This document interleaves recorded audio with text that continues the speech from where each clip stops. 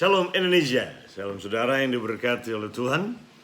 Pagi hari ini saya mau lanjutkan seri kita dengan topik redefinisi apa itu gereja, atau redefining what the church is.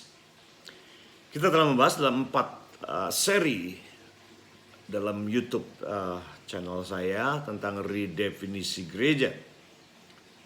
Kita sudah bahas bahwa redefinisi ini akan membawa kita tujuannya kepada jati diri gereja yang sebenarnya.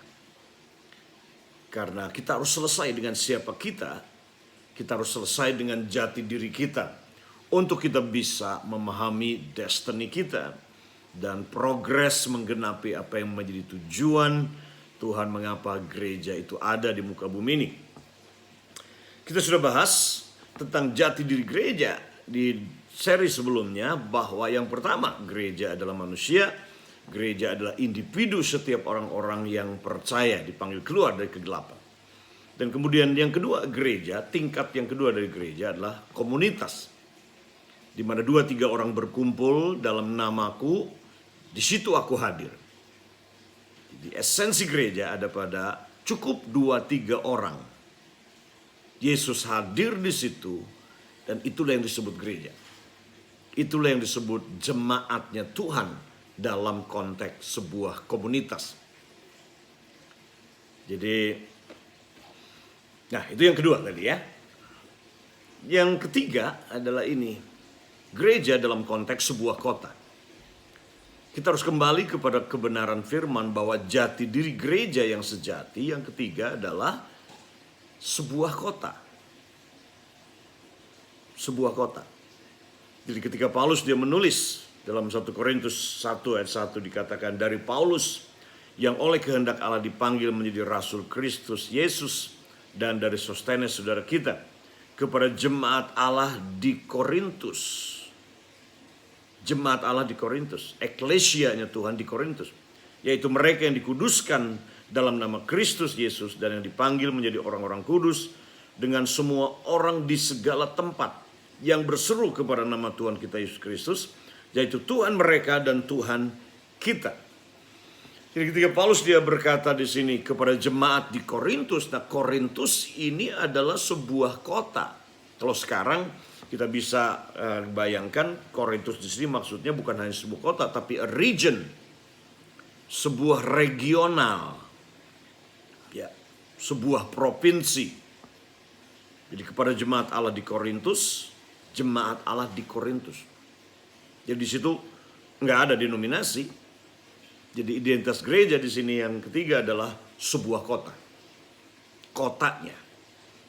Jadi ketika Paulus menulis surat kepada jemaat di Korintus, dia berbicara kepada semua jemaat-jemaat Tuhan Yesus yang ada di kota itu, yang ada di provinsi itu, yang tersebar di semua daerah di regional atau provinsi Korintus itu, yang mereka bertemu dalam jemaah-jemaah rumah di komunitas-komunitas itu. So, penting sekali kita memahami kebenaran ini, bahwa jati diri gereja adalah kota, bukan denominasi, bukan sinode, tetapi kotanya. Nah, ini penting kita memahami ini. Supaya apa? Supaya kita bisa melihat bahwa tujuan fungsi Tuhan taruh gereja dalam sebuah kota adalah ini. Nah, banyak kali gereja menjadi berkat, membesarkan denominasi, tapi kemudian tidak punya impact dalam sebuah kota. Nah, itu yang Yesus maksudkan dalam Matius pasal yang kelima, ayat yang ke-13 sampai dengan ayat yang ke-16, ketika dia berkata bahwa ya, kamu gereja itu adalah garam bagi dunia ini, kamu adalah terang bagi kota ini, ya, di bumi ini kamu adalah garam dan terang dunia. Kemudian dia berkata bahwa terang itu tidak boleh ditaruh di bawah gantang, ditutupi. Nah, saya percaya gantang di sini bicara tentang wadah. Gantang ini bicara tentang batasan-batasan yang membuat terang itu tidak bersinar. Kemudian dia berkata begini, bahwa biarlah kota di atas gunung tidak tersembunyi. Kota di atas gunung tidak sembunyi. Jadi dia bicara tentang kota di sini. Pentingnya gereja menjadi terang dalam sebuah kota. Ketika orang percaya dalam sebuah kota sungguh-sungguh memahami tugas dan mandatnya dia adalah ada untuk kotanya, maka dia seperti kota di atas gunung itu. Ketika kota di atas gunung, ya saya sering berapa kali drive, ya malam atau subuh kadang-kadang di jalan tol Ungaran, itu dari situ ketika terang kelihatan kota Ambarawa, Bandungan itu kelihatan. Seperti itulah yang Tuhan inginkan. Dimanapun kita orang percaya, jemaatnya Tuhan ada. Selalu ingat ini.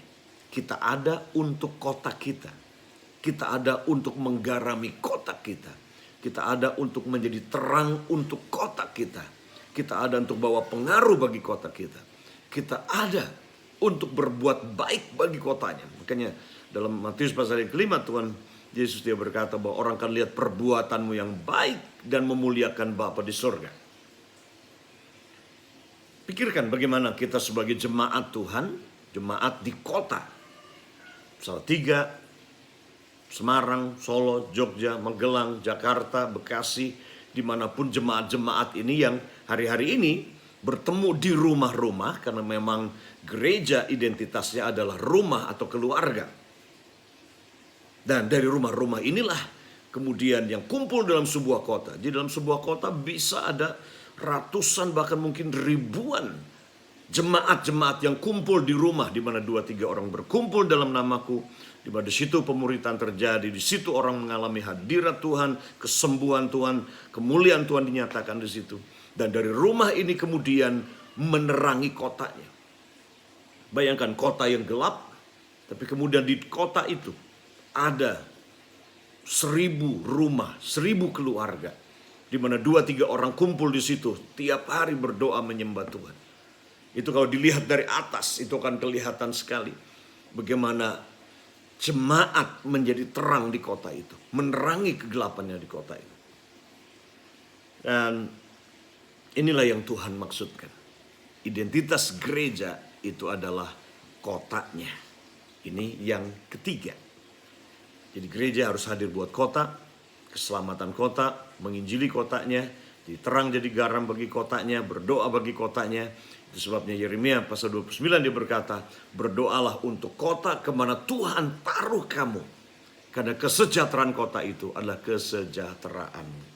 So, jemaat Tuhan, selalu ingat, identitas dirimu bukan denominasi. Entah itu GBI, GPDI, GPIB, HKBP, atau semua denominasi itu adalah ciptaan buatan manusia. Dan itu bukan jati dirimu yang sebenarnya. Kenapa? Karena di surga nanti semua nama-nama itu tidak ada lagi. Ya, adanya kota yang kudus, Yerusalem baru nanti. Karena itu, sekali lagi penting. Ini jati diri kita sebagai gereja adalah kota. Paulus menulis surat kepada jemaat di kota itu. Korintus, Galatia, Efesus, Tesalonika, itu adalah kota, bukan merek denominasi. So, mari kita berpikir buat kota, berdoa buat kota, berusaha buat kesejahteraan kotanya, dan jadi garam dan jadi terang bagi kotanya. Sebab kota di atas gunung, kalau dia bersinar, dia jadi terang, tidak akan mungkin tersembunyi. Oke? Tuhan Yesus memberkati saudara. Selamat berkarya di kota saudara.